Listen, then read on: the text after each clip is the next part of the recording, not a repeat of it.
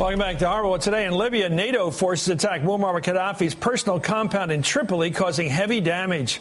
A Libyan government spokesman called it an assassination attempt. Well, the U.S. military says Gaddafi was not the target. NBC News chief foreign correspondent Richard Engel is in Benghazi, Libya. Richard, is that to be believed that they weren't trying to knock off Gaddafi by going after his personal office? It's very hard to see how it wouldn't be perceived that way if you are in Libya. Imagine if a foreign government attacks the White House and then says, well, we weren't exactly trying to kill the president. We were just trying to destroy some command and control issues there. So from the Libyan perspective, yes, I can certainly see how it would be perceived that way. According to a U.S. official, these two Norwegian F-16s fired to destroy command and control capabilities. They destroyed Gaddafi's personal office, a library, and a reception hall. And as you mentioned in the last segment, you have to be one unpopular world leader to have the Norwegians attacking you. Yes, I thought that. Let me ask you about Misrata. There was a retreat by the government forces, by Gaddafi there, that seemed to surprise even the rebels. And then there was something of a comeback by them. How do you see that fight going over in Misrata? We have it on the map.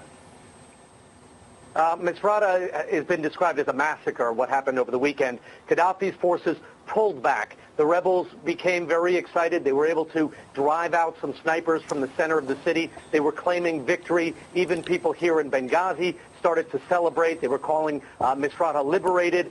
And then as the troops pulled back to the outskirts of the city all weekend, there was indiscriminate shelling. A school was hit. A hospital was hit. Maybe 45 to 50 people, at least, according to medics, were killed. Unless they get some direct air support, constant air support, many people believe that there will be many more deaths in Misrata. The Predator drones have helped, but they don't seem to be in the sky enough or attacking enough to provide any kind of real security for the people of Misrata. Can you report that we've changed our strategy, that we're going for the kill, if you will, that we are escalating the NATO forces, the attempt to topple Gaddafi, or not? Are we still at that limited warfare mode?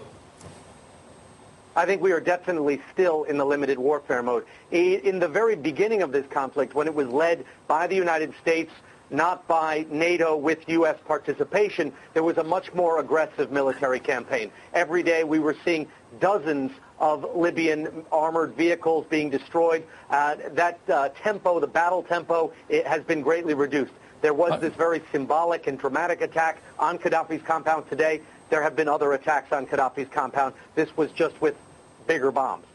Well, we heard John McCain over the weekend go in there and basically side with the rebels and say we've got to really go in there and help them. But here's Lindsey Graham, his longtime ally from South Carolina, on Libya. Let's listen to Lindsey Graham.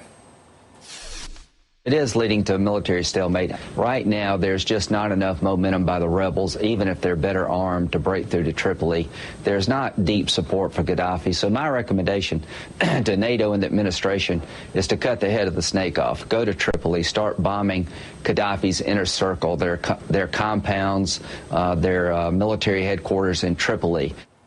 Do we have the mandate within NATO, or rather within the UN Security Council, to support that kind of mission, to go in and topple this government?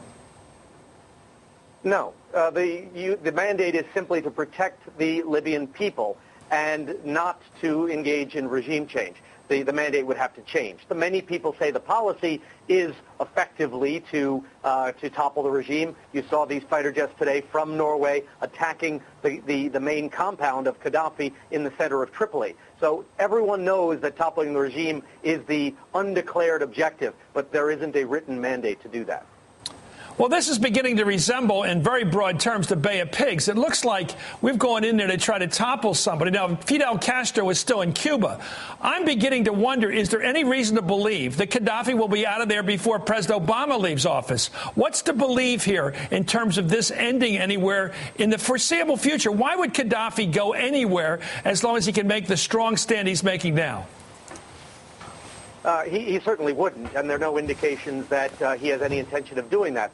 After the attack on his compound, Gaddafi was seen on Libyan state television. Okay. His son came out, called the attack cowardly. He said that he has no intention of bowing down or raising his hands in surrender.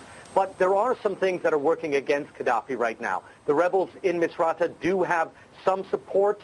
They were able to clear out a limited pocket of the center. Sure, they were attacked, but significantly, the rebels have also taken over a part of territory on the other side of Tripoli, close to the Tunisian border. So if there is more momentum, they could pincer in and squeeze around Gaddafi. But unless that happens, yes, this could take months, perhaps even longer than that. Okay, thank you so much, Richard Engel in Benghazi, Libya.